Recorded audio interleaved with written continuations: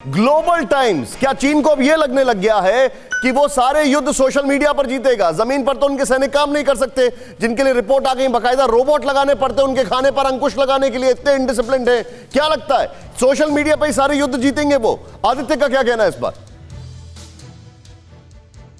आदित्य, निशांत का सवाल है कि चीन क्या सारा सोशल मीडिया पे सारी लड़ाई लड़ रहा है?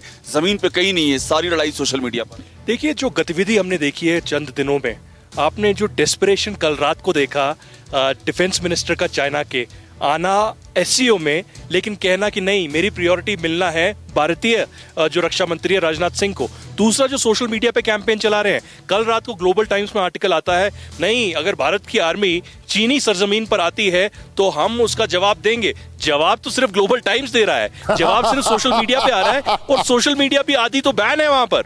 ये आप देखिए, सच्चाई ये है, ट्विटर वहां पर बैन है। मैं जब वहां पर गया था, हमको जर्नलिस्ट को अलग एक इंटरनेट दिया गया था जहां ट्विटर था, लेकिन बाकी जो समुदाय हैं वहां पर, कॉमन लोग हैं, वो वंचित है इससे। तो देखा जाए तो जंग, साइकोलॉजिकल वॉरफेयर कंप्लीटली इंटरनेट पर लड़ा जा रहा है। अभिषेक, मैं तो कहूंगा कि डोमेस्टिक ऑडियंस को, मैं तो ये कहूंगा कि अलग अलग विदेशी दौरे पर अब चीन को अपने फॉरेन मिनिस्टर्स के बजाय ग्लोबल टाइम्स के एडिटर्स को ही भेज देना चाहिए। कम से कम वहां पर पोस्चरिंग तो ढंग से हो जाएगी। खैर, बहरहाल इस वक्त मेरे सामने एक बड़ी खबर आ रही है, और पाकिस्तान के हमारे जितने खास मेहमान हैं मैं उनके पास जाने वाला हूं।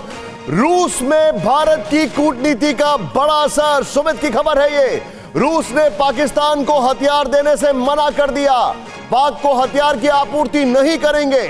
रूस ने भारत के कहने पर हथियार देने से मना कर दिया। सुमित, ये एक और झटका। बिल्कुल, ये झटके लगातार भारत की कूटनीति, आप इसको कहते हैं कि डिप्लोमेटिक फ्रंट पे भी भारत कितना अग्रेसिवली काम कर रहा है, ये इन खबरों से पता लगता है निशांत। और ये भी पता लगता है कि ना सिर्फ चीन बल्कि पाकिस्तान पे भी भारत लगातार किस तरीके से शिकंजा कसता जा रहा है। अगर आपको याद होगा कि FATF को लेकर ही भारत ने दबाव बनाया था पूरी इंटरनेशनल कम्युनिटी पर, इंटरनेशनल प्लेटफॉर्म्स के ऊपर कई बार इसको लेकर बात कही, तभी FATF की तरफ से इतनी सख्ती हुई कि पाकिस्तान को फंडिंग बहुत ज्यादा कम हो गई। और अब पाकिस्तान को दूसरी कंट्रीज भी, चाहे वो बता रहे, मैं क्विकली चलूंगा, मैं कसवर के पास चलूंगा। कसवर, मुझे तुरंत ये बात बताइए, अभी के हालात क्या लग रहे हैं कसवर? क्योंकि देखिए, सऊदी अरेबिया ने चेक डिप्लोमेसी बंद कर दी, यहां पर हथियार देने से मना कर दिया। क्या पाकिस्तान को इस बात का एहसास हो रहा है कि चीन के साथ उसका अलायंस उसके ऊपर भारी पड़ रहा है? बड़ा क्रिटिकल क्वेश्चन आपने किया है, मैं इसका जवाब देने की कोशिश करूंगा आपको। पाकिस्तान को अपनी डिप्लोमेसी के ऊपर फोकस करने की बड़ी जरूरत है। एक तो हमारे जो फॉरेन मिनिस्टर हैं उन्होंने ब्लंडर पे ब्लंडर किए हैं, और हमारे जो सफारत, और हमारे निशांत, आप मेरी आवाज सुन रहे हैं? Please go ahead. हाँ, बोलिए। निशांत, मेरी आवाज सुन पा रहे हैं? बिल्कुल, हाँ, बिल्कुल। हाँ। मैं आपको ये बता रहा हूँ कि इस वक्त जो इस्लामाबाद में एक सिचुएशन है, पाकिस्तान की जो डिप्लोमेसी है ये मुकम्मल तौर पर फेल हो चुकी है। आपने अभी जिक्र किया पाकिस्तान और सऊदी अरेबिया का, बड़े तारीखी ताल्लुकात थे, वो खराब हो चुके हैं।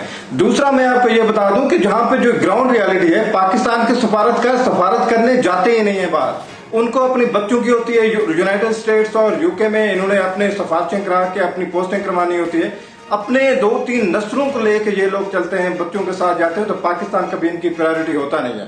दूसरा, मैं बड़ी आपके ही प्रोग्राम में 2-3 दफा बड़ी तारीफ कर चुका हूं इंडियन डिप्लोमेट्स की, और बड़े मेरिट के ऊपर है। ये लोग अपने ही इसके लिए, मुल्क के लिए काम करते हैं।